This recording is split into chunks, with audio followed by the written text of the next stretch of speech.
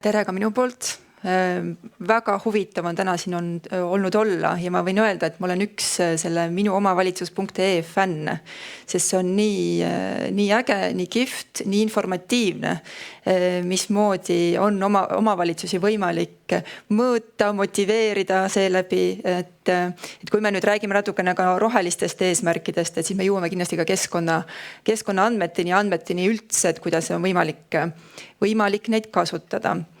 Võib-olla kõige alguseks ma kohe tunnen sellist soovi, et rääkida natukene sellest, mis asi see rohepööre üldse on, sest me kasutame tegelikult seda ju kõik, neid sõnu segamini, me kasutame rohepööret, kasutame kliimat, kasutame keskkonda, mis asi see rohepööre siis tegelikult on. Ja ma võtaks selle võib-olla kokku selliselt, et kui me oleme aastakümneid harjunud elama selliselt, et majanduskasv on meie tähelepanu kese ja kõik valdkonnad, mis meil elus on, peavad kohanduma sellele ja toimima vastavalt sellele, et majanduskasv oleks võimalikult kiire. Kuskil 15 aastat tagasi OECD keeras selle arusaama teistpidi, öeldes, et kui me ei õpi elama nii, et keskkonna heaolu ja seeläbi inimese heaolu on meie tähelepanu keskmes, siis me võime ära unustada, et meil üleüldse oleks mingisugust majanduslikku heaolu. Kui me hävitame keskkonda, hävitame inimese tervist, siis kannatavad kõik valdkonnad. Kuskil 15 aastat läks aega ja see sama põhimõte on jõudnud nüüd Euroopa Liidu seadusandlusesse. Euroopa rohelist kokkulepet kõik on kindlasti kuulnud ja see Euroopa roheline kokkulepe kannab seda täpselt sama ideed. Ehk et ükskõik mida, kas siis riigis või kohalikus omavalitsuses tehakse, energeetika valdkonnas, transpordi planeerimisel, hoonete soojustamisel, ettevõtluse arendamisel või metsanduspoliitikas ja nii edasi, see peab olema kantud sellest samast ideest.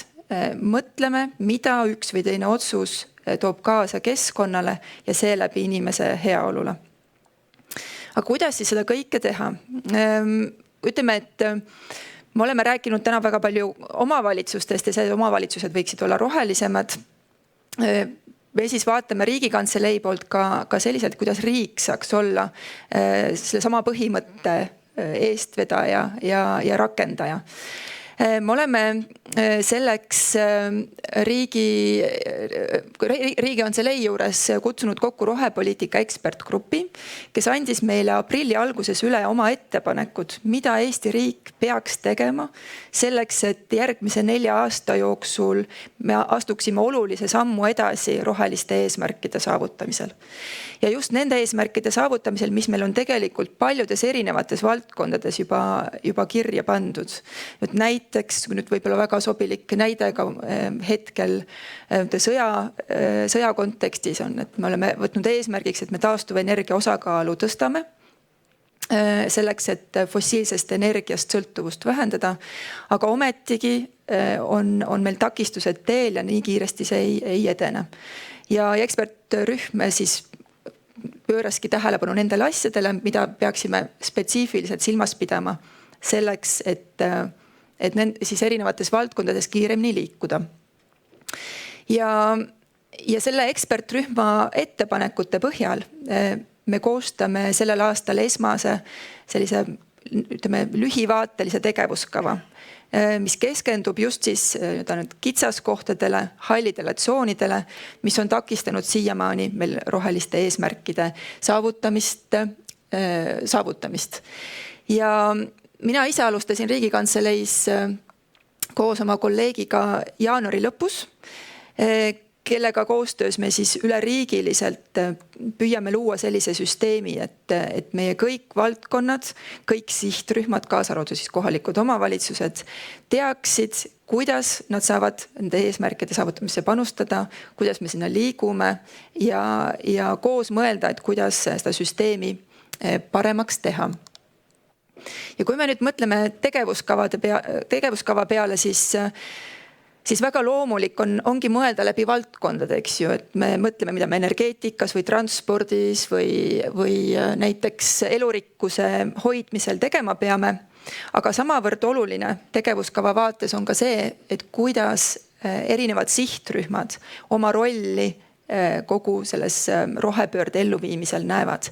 Ja ühe sihtrühmana loomulikult kohalikud omavalitsused, ilma kelleta on praktiliselt võimatu ka rohepöörde eesmärke riigi tasandil saavutada. Ja selleks, et kohalike omavalitsuste rolli ja ootusi paremini mõista, siis Riigikantselei on tellinud eraldi uuringu. Ma kujutan ette, et väga mitmete juures teie juures on ka nende küsimustega käidud ja küsitud, et mida kohalikud omavalitsused vajavad riigilt selleks, et suuta need rohelisi eesmärke saavutada. Ja samamoodi tahame aru saada, mida kohalikud omavalitsused juba praegu teevad selleks, et neid eesmärke saavutada. Ja kuigi see raport on alles valmimisel ja me oleme näinud esimest vahearuannet, siis siiski ma tahaksin võib-olla tuua välja mõned punktid, mis aruandest juba praegu väga selgelt välja tulevad. Kõigepealt, ütleme, et ma täiesti tunnistan, et ka riigil on siin palju asju veel paremaks teha, paremaks saada. Ja esimene punkt võib-olla puudutabki kõiki need eesmärke, ootuseid ja rolle. Et me tajume kuskil, eks ole, kuklas, eks ole, et millised need rohepöörde eesmärgid on, aga need ei ole siiamaani võib-olla nii selgelt sõnastatud, et me saaksime täpselt aru, millist rolli siis erinevad sihtrühmad nende eesmärkide saavutamisel täidavad. Kui me kohaliku omavalitsuse perspektiivist vaatame, siis kohalikul omavalitsusel on oma teenused, mida ta pakub inimestele. Aga samamoodi on kohalikul omavalitsusel oma territoorium, kus tegutsevad ka palju teisi osapooli, keda otseselt võib-olla kohaliku omavalitsuse teenused ei puuduta. Et seal me näeme uuringu põhjal on segadus, et kellega koos siis need rohepöörde eesmärke ma peaksin saavutama. Kas ma mõtlen ainult oma teenuste peale või ma peaksin kaasama ka neid ettevõtjaid, kes minu territooriumil tegutsevad ja kolmandaid osapooli ka. Aga no selge on see, et kui me vaatame, kui häid praktikaid, kuidas teistes riikides rohepöörde elluviimist on planeeritud ja mis on selle eesmärkide poole peal välja toodud, on just omavaheline koostöö, ilma milleta tegelikult rohepöörde eesmärke ka on keeruline saavutada. Ja ma võib-olla toon siin näite Põhjamaadest, kus on väga sageli tööle võetud, palgatud eraldi siiamaani olnud kliimakoordinaatorid, aga sellised inimesed, kes omavalitsuste üleselt, kas regionaalselt või maakondlikult tegutsevad selle nimel, et kõik selle piirkonna omavalitsused saaksid väga täpselt aru, mida nad saavad oma vallas või linnas teha selleks, et rohelisemaks muutuda. Ja miks selline koostöö on oluline just keskkonnavaldkonna küsimustes, on see, et ega keskkonnareostus või keskkonnaküsimused tihtipeale ei piirdu ühe omavalitsuse piiridega. Meil on näiteks prügilad, eks ole, suuremate piirkondade peale, meil on vee-ettevõtlus, mis ei piirne ainult ühe kohaliku omavalitsusega tihtipeale. Et kõik see vajab omavahelist koostööd ja head koordinatsiooni. Teise punktina vajalikud kompetentsid. Ma täiesti tunnistan, et kui me vaatame ka riigi tasandil, siis ka kõikides valdkondades on hetkel ka see olukord, kus kõiki valdkondi me ei oskagi võib-olla läbi roheliste eesmärkide mõtestada. Et näiteks me teame võib-olla rohkemat, ma ei tea, energeetika või transpordi kohta, aga vähem me oskame võib-olla mõelda seda, et kuidas me näiteks sotsiaalvaldkonnas peaksime rohelisi eesmärke arvestama, kuidas me peaksime ravimipoliitikat planeerides rohelisi eesmärke arvestama. Et see teadmiste puudulikkus meil riigis on, aga mis on täiesti loomulik, sest tegelikult see teadmine või see mõtteviis, kuidas me kõiki oma otsuseid läbi roheliste eesmärkide peaksime tegema, on alles üsna värske. Ja vajalikud kompetentsid omavalitsustes täpselt samamoodi. Me näeme praegu, et on väga suur erinevus ka omavalitsuste suuruste vahel, et me ei saagi oodata samasugust võimekust suurematelt omavalitsustelt ja väiksematelt omavalitsustest. Ometigi teenuseid, mis me peame omavalitsuses pakkuma, on ikkagi samavõrd palju. Kuidas me siis saame riigi poolt kaasa aidata selleks, et need vajalikud kompetentsid tekiksid? On selge küsimus. Ja teine pool võib-olla ka see, et kuidas need kompetentsid ka kohaliku omavalitsuse tekivad. On väga oluline, et kohalikud juhid mõistaksid seda väärtust, mida nende kohalikku kogukonda roheline mõtteviis toob. Kui valla või linna juhid ei ole enda jaoks mõtestanud rohelist mõtteviisi kui ühte väärtust või ühte prioriteeti, mida ellu viia, siis tihtipeale ka sellel vallal või linnal on keeruline ka neid tegevusi ellu viia. Ehk et need kompetentsid või see teadlikkus keskkonna valdkonnast ei puuduta siis ainult keskkonna valdkonna inimesi, kes seal omavalitsuses töötavad, vaid ka juhte. Rahastamine loomulikult on üks kesksemaid küsimusi.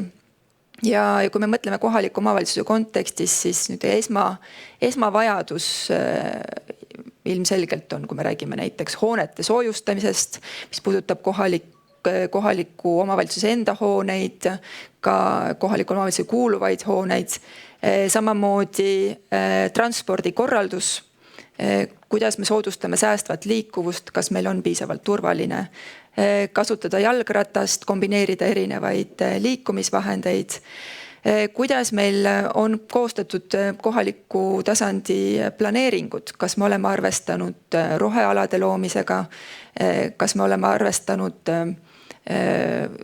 teiste näitajatega, mis aitavad elurikkust kohalikul tasandil luua. Ja ütleme, et kõik need investeeringud vajavad ju ka raha. Me riigi poolt